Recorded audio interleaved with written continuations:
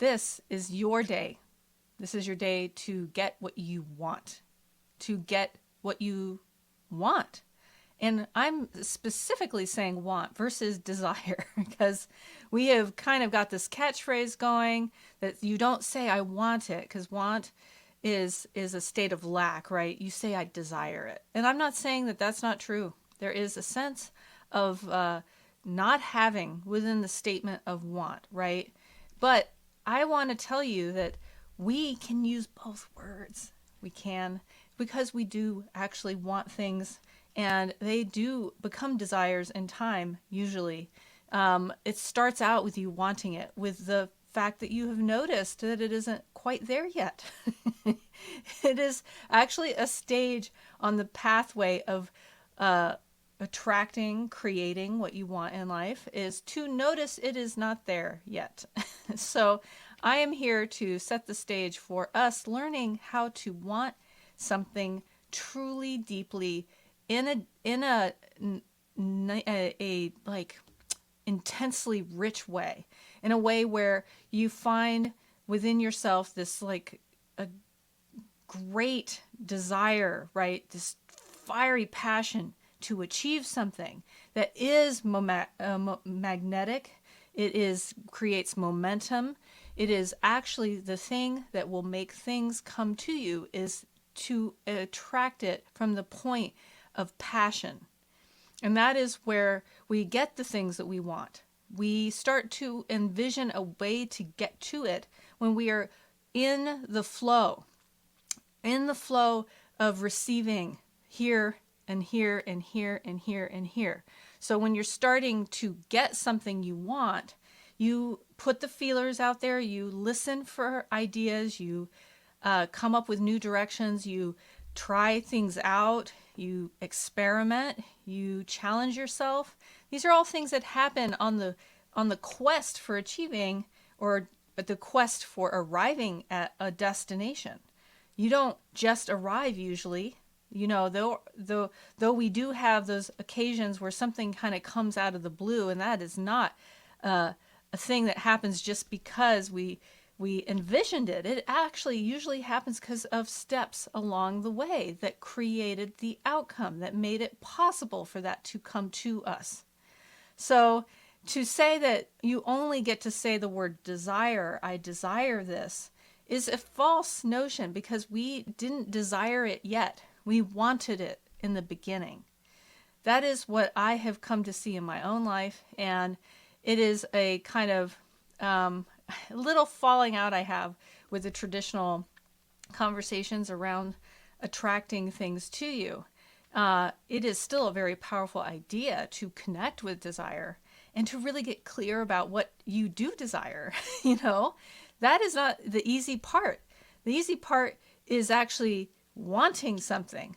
The harder part, I just said that and I didn't mean it. The truth of the matter is, it's actually really hard for us to want things. And I just wanted to dip my toe in that so that we could feel how that felt, because it's not true. It is not easy to want things for some of us. Sometimes we spend a long time deciding that we aren't allowed to have something.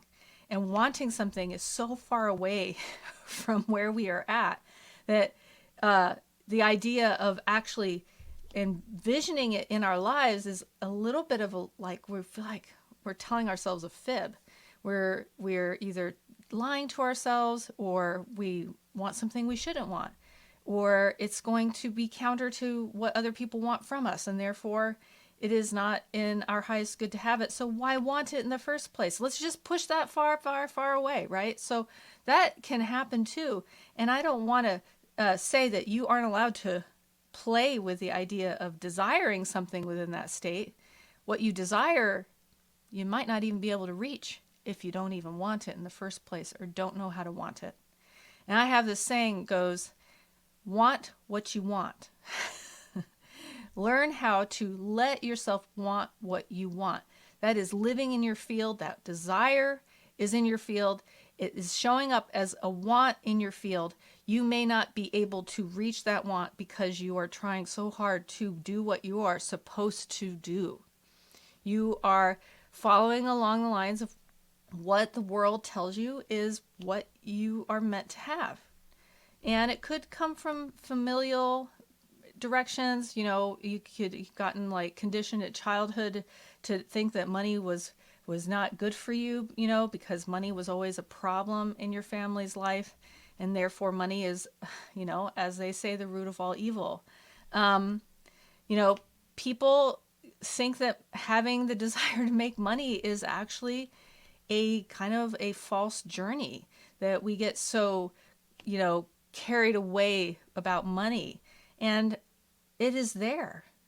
It is in our world. It is how we do, not just do business. It's how we give and take to follow the rhythms of the financial industry. No, we give and take goods and services and ideas and support.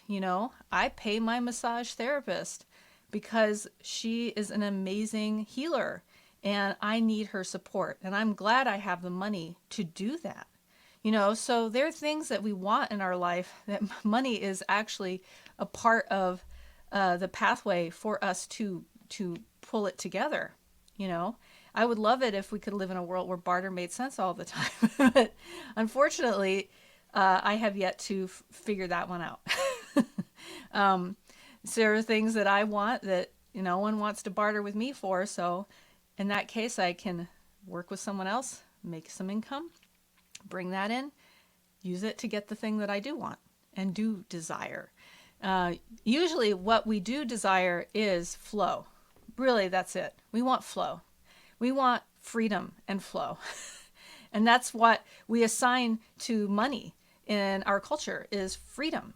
And we want the money to flow so that our freedom can flow, so that we feel free to make choices. We feel free to do things in life, to travel, to whatever is on your bucket list. You want to feel free to actually tackle all of that. I have so many things that I want to do. I have Oracle decks out the wazoo that I want to print, that I want to publish myself. I have the book that I want to write, and I want to work with the right people to get that done the way I want to get it done, to get the support that I need to make that real. Gosh, what else do I want?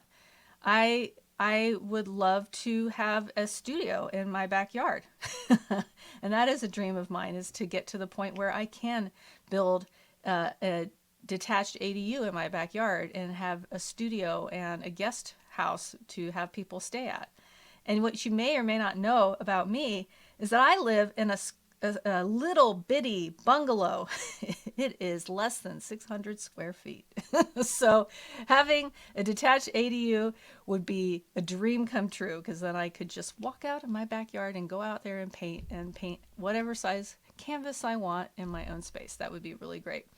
So, there are things that we do want. And those are things that I have cultivated over time a desire for, right? So it has moved from want to desire. And I connect with that desire all the time when I am taking action to get closer to that. We attract things through the behaviors and actions we take just as much through our thoughts, through our ways of thinking, through our habitual pattern thoughts specifically. And that is the lifetime's work, right? Is healing your habitual thoughts so that you can allow yourself to want something, and then you can grow the desire for it and the belief in yourself that you can achieve what you want to achieve. That's a big part of it too. Things are magnetized to us way more fully when we allow ourselves to believe that we can receive something. And that is hard when the habitual pattern of thought and maybe even attitude, action adds up to us not having gotten it for a long time. To believe that you could actually get what you want is a big faith walk. It's huge. And I think that when we get to the point where we get what we want, we then believe we can get more of what we want. And that is the true statement. So here's my advice to you, is that you keep going after the things that you want every single day. Take action. Do it from a place of alignment, ideally. And if you can't, do something. Just take whatever small step you can to help yourself believe it is possible for you to attain the thing that you desire. So it can find you, because if people don't know you want it, if you haven't shared with anybody, if you haven't cultivated that desire for a while and built up strategies to achieve it, it's going to take a while for it to come to you. And not to say that you can't have a windfall and you can't have something come right out of the blue that's supportive and get you what you want, or maybe what you want and you didn't get to the point where you cultivated a desire for it. It's hard to hold on to, right? That's actually part of the mastery there, is to learn to desire something fully. When you manifest it, it will come to you fully. That is the key reason that we talk about desire, is because there's a fuller manifestation of that thing. And I think it pervades not just the manifestation itself and the qualities of the manifestation itself, but it pervades our own thinking, our own attitudes, our own ideas about what we did manifest, how well we received it. Did it meet a dream, or did we just do it to prove something? I'm all for doing that. If you want to prove to yourself that you're powerful, go for it. I get parking spots out front all the time. If I don't get a parking spot out front, I wonder if I'm meant to be there, actually. I think maybe I should not spend all this time driving around circles and go to someplace else that has parking that I'm meant to be at. But just prove to yourself that you can create whatever you want. That is awesome. And I'm not saying don't do that. Definitely do that. It will help you get really even more clever and more, I want to say, kind of flirty with what you want. You'll start to go, oh yeah, I can get you. You kind of into me, aren't you? Why don't you come on over? You can start to realize that you've got it, baby. And that is actually a great way to invest your energy as well. In just getting stuff for the sake of, you're powerful and you can manifest it. That is another level. and I don't think that you'll ever manifest so many things that you will not have space for the things that you really, really desire. Because usually the case is that you open the door to more and more of what you desire when you live that way. Well, now we have free ability to want something. We don't have to squirrel it away and slap the label desire on it so that we can get it to come to us, because we figured out the right words, the semantics of the universe that allow us to get what we want, desire, need. Because some of these things are real needs for us. We don't actually acknowledge that enough. I need to spend a good portion of my time living as an intuitive counselor, as a clairvoyant and a medium and an artist. Those are all things that are non-negotiable for me. They're needs. I have come to the point where I realize that's what I'm here to do. And when you get to that place, then things start to line up more frequently. When you start to know, I really deserve and need this. Deserve and need it. And that is another layer that is so important, because we kind of decide that the word need is needy. And I have come to realize in my growth along my journey is that need is not a dirty word. To have a need and to really express that need fully is actually really powerful. And it is akin to desire. They are siblings, the two of them. Need and desire can be, especially when it's what I would call a true self need or a true self desire. Because that's what we're spending our time getting in touch with. What does my true self actually want for me? What does my true self need? What is my true self longing for? Am I in touch with my true self? When you get to that place, then the things start flowing in, because you're aligned with self, and self creates all. Self is there to create all things for you. So be yourself without equanimity. Just do it. Do it unequivocally.